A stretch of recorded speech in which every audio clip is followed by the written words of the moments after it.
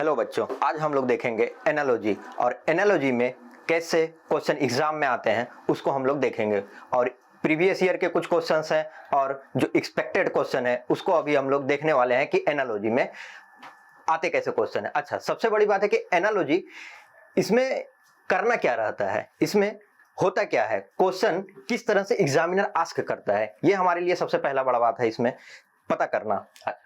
Analogy में आपको question मिलेगा कि एक क्वेश्चन आपको एक तरह से दे दिया जाएगा और दूसरा क्वेश्चन आपको पता करना है कि उसका आंसर क्या होगा।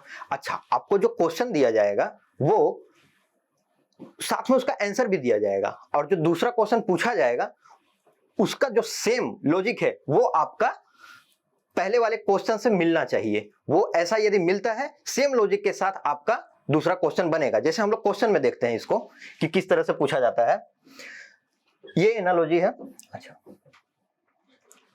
देखिए पहला क्वेश्चन जैसे हमारे पास है टच का फील, तो ग्रिड का क्या होगा, ग्रिड का क्या होगा। अब इसमें हम लोग पता करेंगे कि पहले टच का फील से रिलेशन क्या है, टच का फील से रिलेशन क्या है इसको पता करेंगे तो हमारे ग्रिड का पता चल जाएगा कि इसके साथ क्या आंसर आ सकता है।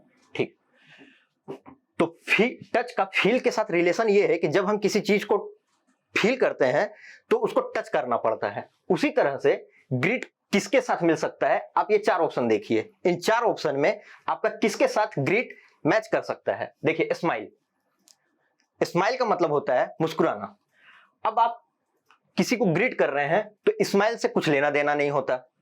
सेकंड ऑप्शन है एक्नॉलेज, एक्नॉलेज का मतलब क्या होता है, एक्नॉलेज का मतलब होता है किसी को सामने से अप्रोच करना, सामने से स्वागत करना, इसको बोलते हैं हम लोग ग्रीट। ग्रीट के साथ इसका कंपैरिजन हो सकता है एक्नॉलेज, जैसे टच का फील के साथ है वैसे ग्रीट का एक्नॉलेज के साथ है, तो इसमें हमारा सेकंड ऑप्शन जो होगा वो एक्नॉलेज हो जाएगा। ठीक, इसी तरह सक्सेस नहीं हो सकता क्योंकि सक्सेस का क्या मतलब है, सक्सेस का मतलब है सफलता, तो सफल होना और ग्रेट होना कोई लॉजिक नहीं है, कोई मतलब नहीं बनता है। और हमारा चौथा ऑप्शन है मैनर्स, तो मैनर्स क्या होता है, मैनर्स होता है किसी आप आदत को बोल सकते हो, जो आदतें होती हैं उनको हम लोग मैनर्स बोलते हैं, तो ग्रीड का मैनर से भी कोई लेना देना नहीं है। तो हमारा जिस तरह टच के साथ फील, जैसे ये एक आप बोल सकते हो कि किसी को हम टच कर रहे हैं मतलब उसका फील आ रहा है, उसी तरह ग्रीड का एक्नॉलेज के साथ होता है, तो आपका आंसर इसका एक्नॉलेज हो जाएगा। सेकंड क्वेश्चन देखते हैं।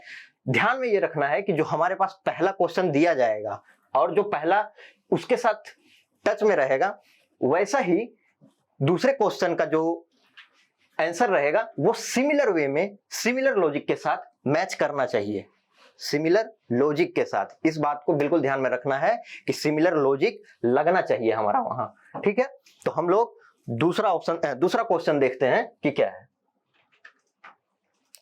ठीक, क्या है हमारा यहां पे, देखिए ध्यान से देखिए, कार्बन डायमंड, कार्बन डायमंड और नेक्स्ट कोरंडम, इसका क्या होगा, इसका क्या होगा, कैसे पता करेंगे। अब देखिए कार्बन के साथ पहले डायमंड का लॉजिक देखिए क्या है, कार्बन के साथ डायमंड का लॉजिक क्या है। डायमंड हमारा जो होता है उसमें मेन कंपोनेंट क्या होता है, जो डायमंड हमारा बनता है उसमें मेन सबसे मेन कंपोनेंट क्या होता है, कार्बन। क्या होता है हमारा कार्बन, इसका मेन कंपोनेंट होता है डायमंड का। ठीक, इसको एक तरह से हम लोग काला हीरा भी बोलते हैं, जो इसको बोलते हैं काला हीरा भी बोलते हैं। ठीक है, तो कोयला जो होता है उसमें सबसे ज्यादा क्या होता है, कार्बन, और डायमंड में भी सबसे ज्यादा क्या होता है, कार्बन। अब इसी तरह से पता करना है कि कोरंडम ये किसके साथ मिलता है, इसका अमाउंट किस में रहता है, गार्नेट, रूबी, पुखराज और पर्ल। तो ये अब कैसे पता करें कि कोरंडम का किसके साथ होता है, तो इसमें हम लोग का ये रूबी के साथ होता है, कोरंडम हमारा रूबी में पाया जाता है। तो सिमिलर देखिए, सिमिलर लॉजिक लगा ना, कार्बन डायमंड में होता है मतलब कि डायमंड जो है वो हमारा कार्बन से बना होता है, उसी तरह से कोरंडम से क्या बनता है, कोरंडम से रूबी बनता है। ठीक है, तो इसी तरह से सेम लॉजिक लगाएंगे कि पहले वाले क्वेश्चन में जो लॉजिक लगा है दूसरे वाले क्वेश्चन में भी सेम लॉजिक लगेगा। ठीक है, चलिए नेक्स्ट क्वेश्चन की तरफ देखते हैं हम लोग। देखिए आसान क्वेश्चन है, बन जाएगा। ठीक है, ट्राई करिए। ये इंक, पेन, तो ब्लड क्या होगा, ब्लड का क्या होगा। अब देखिए पेन में इंक होता है, मतलब पेन जो है हमारा उसमें इंक होता है, इंक फ्लो होता है, ठीक है, पेन में इंक हमारा फ्लो होता है, ठीक। तो ब्लड किस में फ्लो होगा या ब्लड कहां पे रहता है, यही होना चाहिए लॉजिक। तो यहां पे देखिए एक्सीडेंट, तो ब्लड के साथ एक्सीडेंट, ये लॉजिक बैठ सकता है क्या, एक्सीडेंट होने तो ब्लड निकल जाता है, कोई लॉजिक नहीं है इसका, इसके साथ कोई लेना देना ही नहीं है, ठीक है। इस लॉजिक के हिसाब से, इंक और पेन वाले लॉजिक के हिसाब से ब्लड का एक्सीडेंट से कोई लेना देना नहीं है। नेक्स्ट आता है डॉक्टर, क्या आता है नेक्स्ट, डॉक्टर। तो डॉक्टर ब्लड, कोई लॉजिक नहीं है, यहां भी कोई मतलब नहीं बन रहा है। नेक्स्ट है वेन, वेन का मतलब होता है नस, नस जो हमारे धमनी होती है इसको बोलते हैं वेन, ठीक है। तो हाँ ब्लड हमारा वेन में फ्लो होता है, वेन में बहता है, नसें में बहती है क्या, खून। और डोनेशन, ब्लड डोनेशन थोड़ी यहाँ कुछ लेने देने वाली बात हो रही है। तो पहले वाला लॉजिक था कि इंक पेन में होता है, इंक पेन में होता है, सिमिलर वे में हम बोलेंगे कि ब्लड कहां पर होता है, तो ब्लड हमारा वेन में होता है, कहां होता है, नस में होता है, ठीक है। तो इसी तरह से जो भी रहेगा ना, हम लोग सबसे पहले यही काम करेंगे कि पहले वाले पार्ट का लॉजिक खोजेंगे कि लॉजिक कैसे हो गया, फिर नेक्स्ट वाले में हम लोग आएंगे कि सेम लॉजिक लगाना है वहां पर।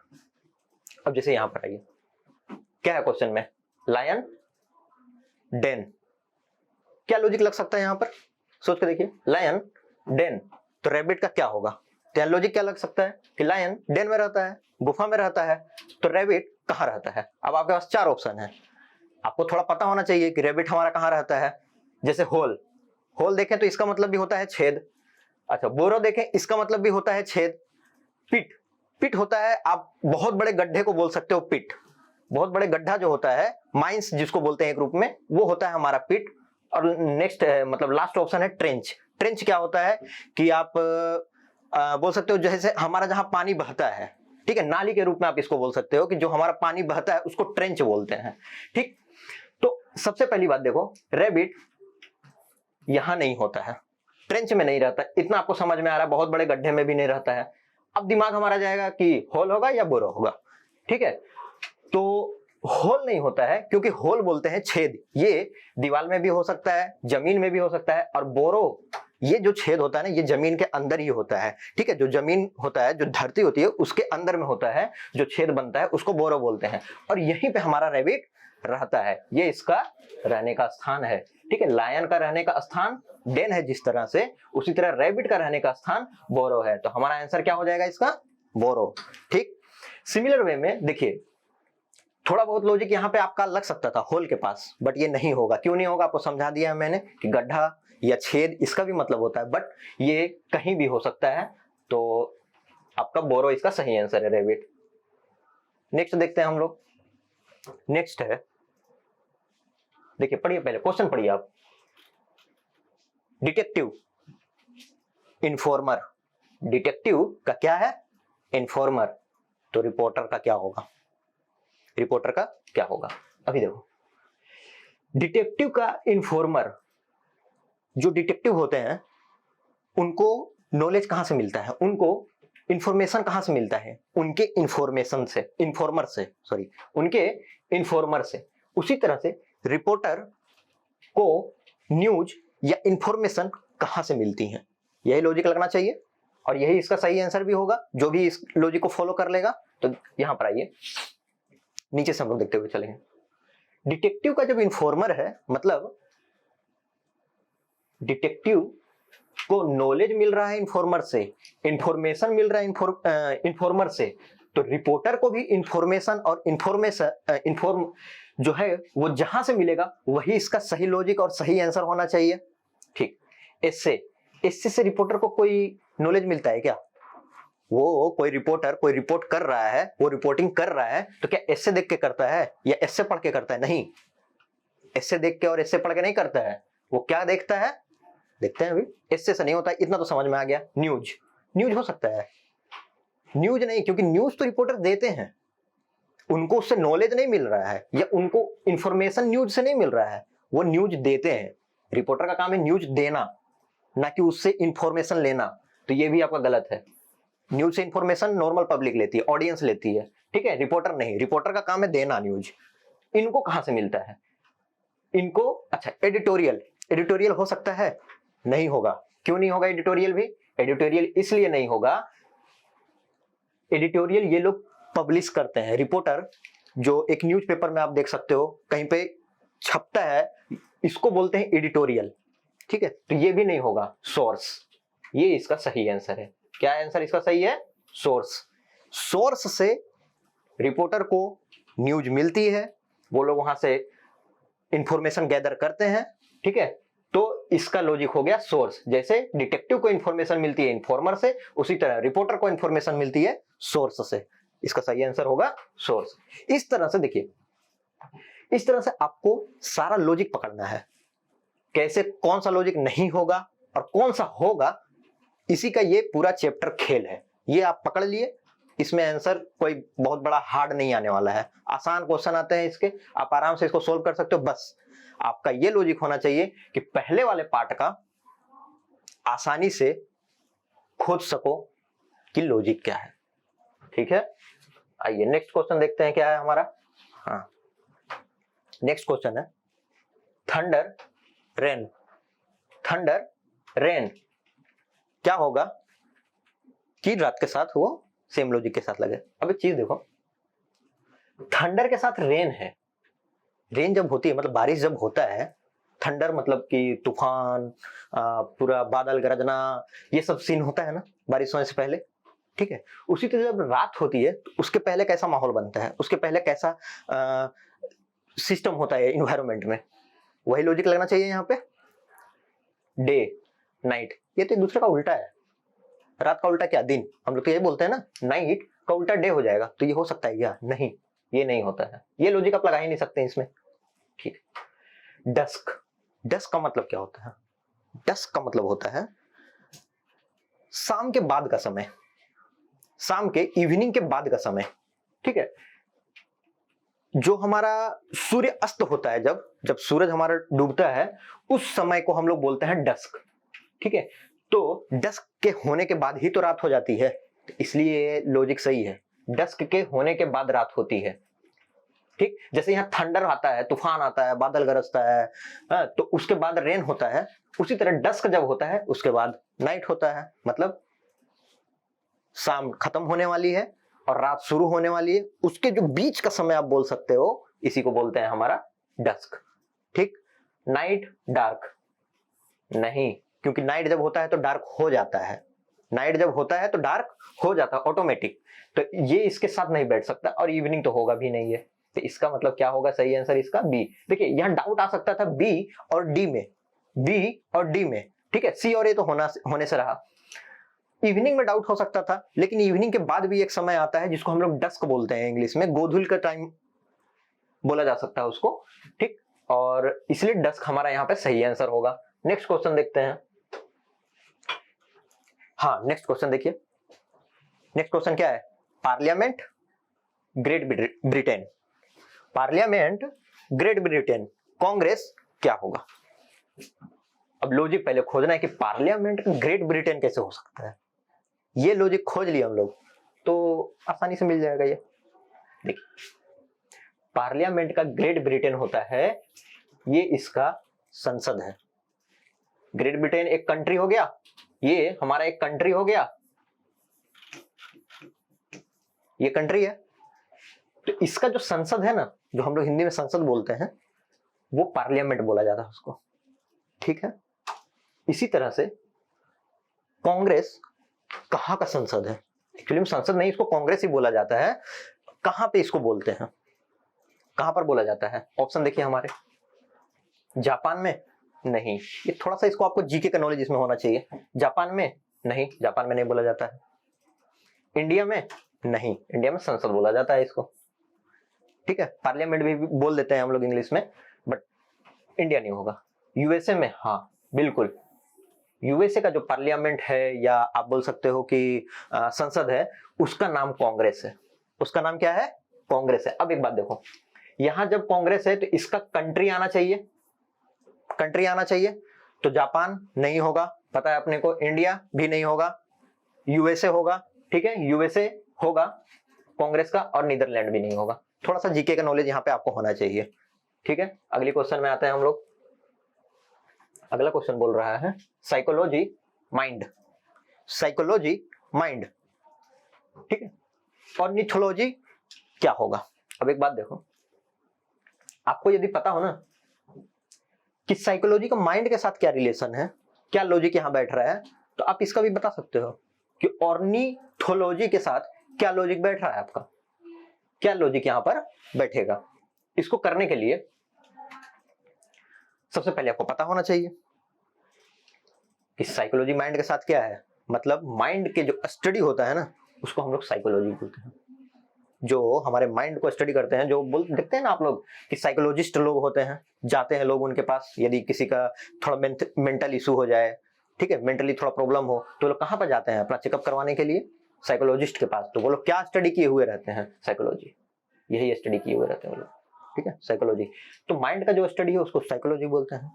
तो इसी तरह से ऑर्निथोलॉजी ये किस चीज की स्टडी है, इसमें किस चीज के बारे में हम लोग पढ़ते हैं, बस आपको यही पता लगाना है। इतना सा लॉजिक आपका पता लग गया, आप इसका आराम से आंसर निकाल देंगे। संस्कृत नहीं, संस्कृत एक सब्जेक्ट है, एक भाषा है, एक लैंग्वेज है और एक सब्जेक्ट भी है।